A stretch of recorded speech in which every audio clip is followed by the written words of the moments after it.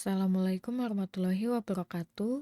Untuk pertemuan kedua praktikum sistem operasi, kita akan membahas tentang pemrograman pada Linux. Di pertemuan kali ini, kita akan belajar tentang control flow atau struktur kontrol. Sebelum masuk ke struktur kontrol, saya akan menjelaskan tentang penamaan variabel dan operator pembanding, karena akan kita gunakan saat pemrograman nanti. Pertama untuk variabel. Fungsi dari variabel itu untuk menyimpan suatu nilai, mau itu bilangan ataupun string. Nah, untuk penamaan variabel juga ada aturannya. Nah, pertama, nama variabel diawali dengan sebuah abjad atau karakter garis bawah atau underscore. Kemudian diikuti oleh sejumlah karakter. Panjang variabelnya bebas. Kemudian dia case sensitif atau huruf kapital dan huruf kecil. Dan huruf yang kecil itu mempunyai makna yang berbeda. Kemudian pemberian nilai pada sebuah variabel dilakukan dengan pernyataan assignment tanda sama dengan. Dan jika nilai yang diberikan pada suatu variabel mengandung spasi, maka nilai tersebut harus diawali dan diakhiri tanda petik 2 ataupun petik 1. Kemudian ada operator pembanding, fungsinya untuk membandingkan dua buah nilai. Hasil dari operator pembanding itu bernilai true atau false. Pertama ada equals atau sama dengan, kemudian not equal tidak sama dengan, greater than lebih dari, less than kurang dari, greater equals lebih dari sama dengan, dan less equals atau kurang dari sama dengan. Nah, kita masuk ke struktur kontrol. Struktur kontrol itu apa sih?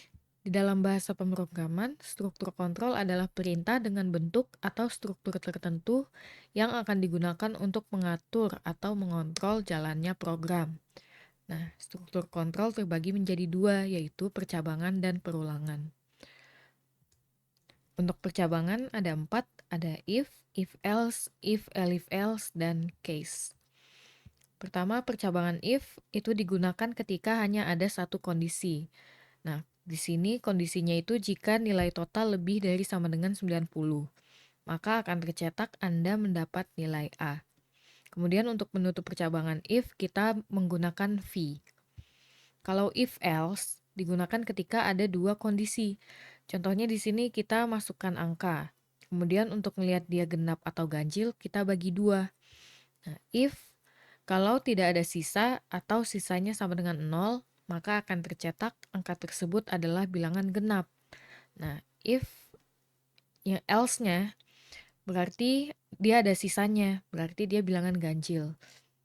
Nah, ini tanda persen itu namanya modulus. Modulus itu sisa dari pembagian. Misalnya kita masukkan angka 7. 7 dibagi 2, tidak habis. Dia sisa 1, maka dia adalah bilangan ganjil. Nah, kondisinya di sini ada 2 kalau habis dibagi 2, else kalau dia tidak habis dibagi 2. Kemudian if else ini digunakan kalau ada lebih dari 2 kondisi. Kita lihat di sini ada 5 kondisi.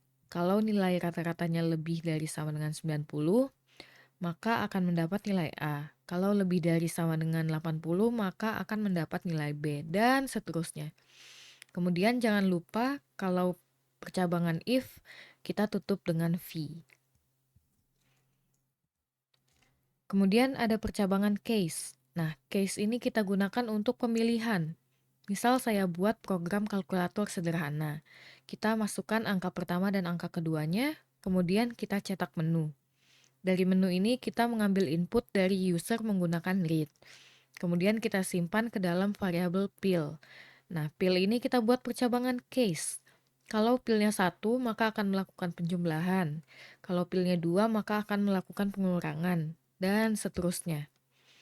Nah, untuk terakhir ini,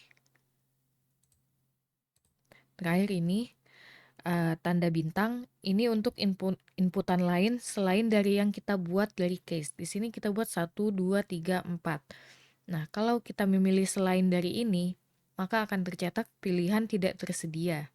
Silakan pilih 1 sampai 4. Nah, kita masuk ke perulangan. Perulangan ada 3, yaitu for, while, dan until. Untuk for ini, dia hanya bisa menerima angka. Contohnya di sini kita buat perulangan terhadap X dari 1 sampai 10. Kemudian dalam perulangannya kita cetak ini loop ke sekian. Maka hasilnya dia akan melakukan perulangan sebanyak 10 kali dari 1 sampai 0. Kemudian perulangan while dan until ini mirip-mirip. Kita coba lihat untuk menghasilkan output yang sama, cuman beda di operator pembandingnya aja. Nah, cara bedainnya gimana? Ini, tinggal kita baca aja. Untuk while, selama X kurang dari sama dengan 7, maka program akan berjalan. Sedangkan untuk until, sampai X lebih dari 7, maka program akan berjalan. Jadi outputnya sama aja. Terserah kalian mau pakai while ataupun until. Di sini kita buat hasilnya sama, cuma dibedain sedikit aja di programnya. Kemudian ada break statement, digunakan untuk membuat aliran dari program untuk keluar dari looping. Nah, di sini kita masukkan angka 10. Seharusnya dia looping sampai 10. Tapi di sini pada 5 kita berhentikan, kita gunakan break di sini. Maka pada sampai perulangan kelima, perulangannya akan dihentikan. Kemudian terakhir continue statement biasanya digunakan dengan perintah looping for. Dengan perintah ini, maka aliran program akan dipaksa untuk melakukan proses selanjutnya dengan nilai argumen berikutnya. Nah, di sini jika angka lebih dari sama dengan 5, maka continue. Jadi tidak ada yang berubah. Angka akan tetap tercetak dari 1 sampai 10. Untuk aktivitinya saya mau kalian buat program tebak angka sederhana. Program ini menggunakan gabungan dari perulangan while dan percabangan if, elif, else. Pertama kita buat variabel angka, kemudian diisi dengan angka random dari range 1 sampai 100. Nah, sebelumnya kita deklarasikan X sama dengan 1, ini akan kita gunakan untuk perulangan. Kemudian kita buat perulangan while, selama X sama dengan 1, maka program akan berjalan. Nah, kemudian gimana cara berhentiin programnya? Program akan berhenti ketika kita sudah menebak dengan benar. Kalau tebakannya sudah benar, maka kita deklarasikan ulang X-nya dengan nilai lain. Jadi X sama dengan 1 itu udah false. Di sini kita deklarasikan X sama dengan 0 ketika tebakannya sudah benar. Nah, untuk percabangannya ini, kita masukkan angka tebakan kita. Kalau angka tebakan kita lebih besar dari jawabannya, maka akan tercetak tebaklah angka yang lebih kecil. Kalau tebakan kita lebih kecil dari jawabannya, maka akan tercetak tebaklah angka yang lebih besar. Nah, selain dari itu berarti tebakan kita benar, maka akan tercetak selamat tebakan Anda benar. Kemudian X-nya akan dideklarasikan menjadi 0 sehingga program akan berhenti. Untuk aktivitinya, saya mau kalian menebak dari angka pertama yang kalian tebak itu angka terakhir dari NPM kalian. Misalnya NPM saya 50421676, berarti saya tebak 76 terlebih dahulu. Lebih kecil lagi, lebih besar, lebih besar, lebih besar, lebih besar. Salah maksudnya. Nah, begitu. Angka pertama yang kalian tebak adalah angka 2 paling terakhir dari NPM kalian. Sekian, itu saja materi dari pemrograman pada Linux. Kurang lebihnya saya mohon maaf jika ada salah kata yang terucap. Terima kasih. Wassalamualaikum warahmatullahi wabarakatuh.